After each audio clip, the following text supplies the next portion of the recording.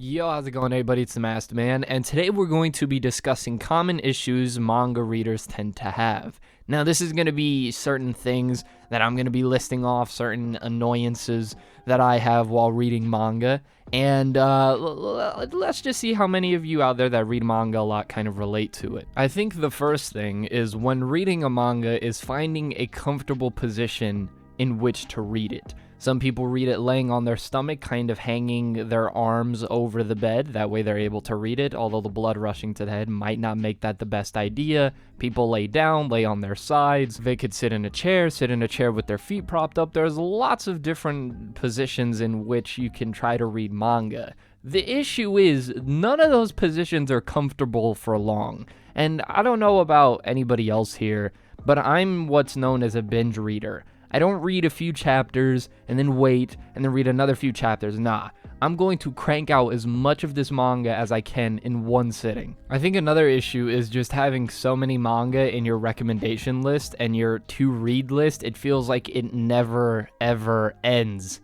Like, it never ends. And maybe this is how you guys feel watching my videos, but I want you to know that it's a bit of a vicious cycle. One of you recommend me something, I recommend it to more people, therefore I add something to more people's list. And then the cycle continues. And I think the real issue with this is this can eventually lead to burnout, especially if you're a binge reader like I am and you read a lot kind of consecutively.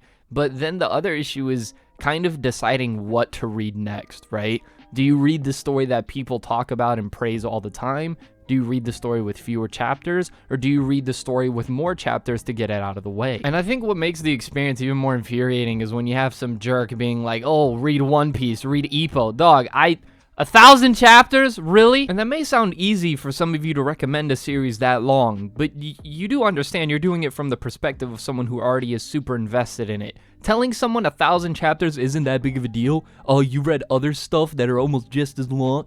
Shut up. And this next one's probably one of the more frustrating ones, but it's actually finding where in the world to read and get some of these manga. There was someone on my stream who had donated, and I think it was the username Slasher Voorhees. So bro, if you're watching this video, the manga you recommended me, I couldn't find anywhere, and the only place they were selling it was on some like French website. And speaking of websites, now that we're on this topic, this is the discussion that needs to be had. Now, some of you can disagree with me, I don't really care. But if for you, it's more easy and it's more financially convenient for you to read manga online, then go ahead and do it. I'm not gonna sit here and be like, oh, you need to collect every physical volume of every manga you read ever. I'm not gonna sit here and say you need to do that when I definitely don't do that. And before any one of you start, oh, but the industry, you don't contribute to the, listen, I recommend manga to tens of thousands of people who have then in turn bought some of these manga. So yeah, I'm sorry I can't get my hands on every manga physically. But once I move out and live on my own and have my space and shelves to put all the manga I want to get neatly, I'll do a whole manga collection, manga haul video for y'all to enjoy. But now talking about these manga sites, some of these sites are annoying. Some of these things crash every 5 seconds, and they'll have like the most obscure manga ever, but then they won't have the one you're looking for. So then you have to go to this completely different website with all these hentai ads all over the place, so then you're scared to read manga because you're scared someone's gonna walk into your room and then see the ad. Or even worse, you click on one of these ads while scrolling through the pages. Now, if you have an ad blocker on your computer, that'll be fine, but I don't know any ad blockers for my phone, so ugh. Now, my go-to sites are Manga for Life and Manga Collat.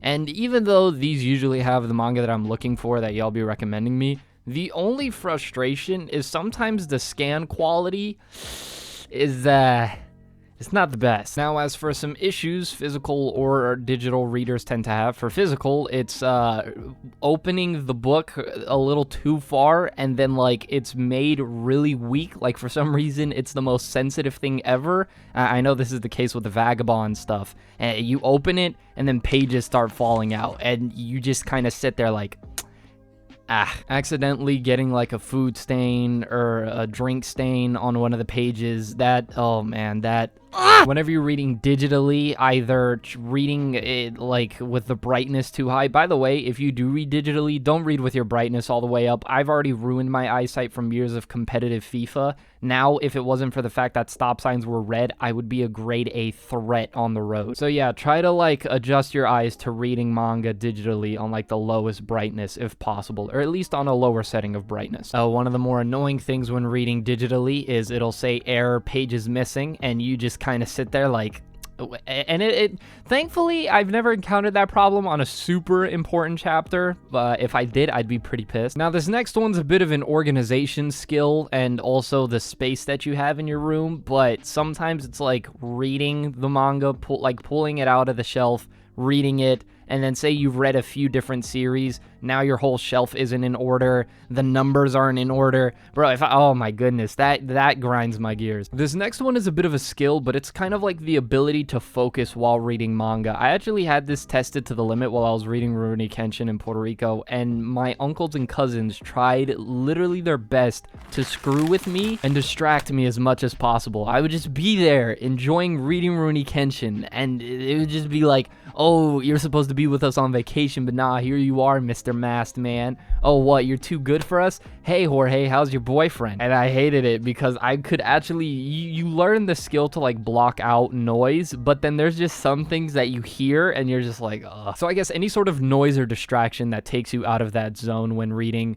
Also paper cuts. I've had like a few paper cuts while like turning pages, and that sucks. Also in reading physically, when like pages will stick together and so you're scared to separate them because you're scared of like bending the corner of the pages. Also skimming. Look, I'm not gonna sit here and be like I've read every single page perfectly. There are some times where a manga gets really boring and then you skim and then something important happens, so then you have to end up rereading the whole chapter anyways. Okay, I admit it, I'm sorry. I'm a human being. I'm not a robot that was created to read manga the way you want me to. But now, yeah, over time and experience is just, it might as well just take your time reading it anyways, because it's like you're gonna have to go back and reread it if you skim. Now this one may sound a little silly, but when it comes to actually purchasing a manga physically, sometimes, now if you have like a deluxe edition series like the Berserk ones where they all have the same cover for the deluxe edition, then you're fine. But sometimes you'll see like a manga there, you'll walk into a random store. By the way, when it comes to like buying manga from certain stores, there are certain stores that will have like literally every manga but the ones you like. But anyways, whenever it comes to purchasing one, sometimes it'll be like, okay, do I get the volume with my favorite chapters in it, or do I get the volume with my favorite cover on it? Which may sound really stupid, but hey, yo, if I've already read the story, low-key, I just want to get the one with the dope-ass cover art. Like, yo, that, you know what I mean? Maybe that's just me. And also, what I just said doesn't help my case, but there was actually somebody, and I don't remember from where, but they said that they thought I cared too much about what a manga looks like versus the actual plot and the characters, when it's like, dog, Berserk's my #1. And it's not just because of the artwork. Like, if anything, it's solely because of the characters. My #2 is Pun Pun.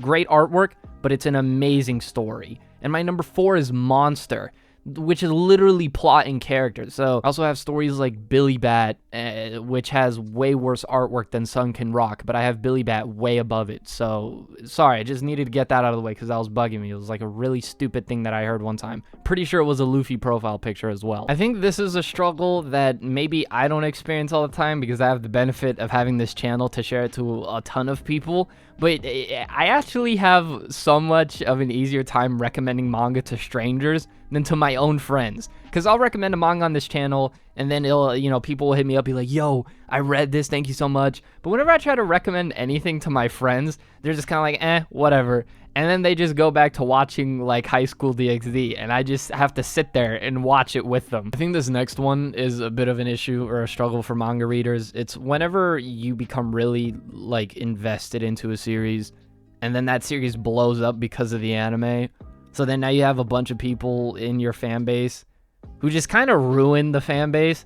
Like, it's like, yo, we was vibing before. This is how I felt with Tokyo Revengers, and this is probably how I'm going to feel with Chainsaw Man's fan base right now isn't the best, actually. But this is probably how I'm going to feel with Hell's Paradise as well if the anime goes crazy. But I think the peak example of what I'm trying to communicate is, for example, Attack on Titan's ending. Like, we just went through the entire headache of how everybody reacted to it, Now we gotta go through wave 2 with the anime, which is gonna be even worse. And this had been something that I had talked about a little bit earlier, but just the whole social group thing when being a manga reader. Like, online, this is a completely different thing, and I always try to, like, disconnect my YouTube life from my real life as much as possible. But none of my boys in real life read manga. None of them. They all watch anime, and it's always anime that I have no idea about, with the most obscure titles with, like, 10 names in the title. It's just, so we end up bonding over anything but anime and manga, because they'll recommend me an anime, and I'll never watch it, and then I'll recommend them a manga, knowing they'll never read it, but it feels good recommending it anyways. And these are the struggles of being a manga reader. Hopefully, y'all were able to connect and find some entertainment out of this, and if you enjoyed, make sure you like, comment, subscribe, turn on the bell notifications. That way you're notified whenever a new video pops up on some of your favorite anime, manga, whatever content.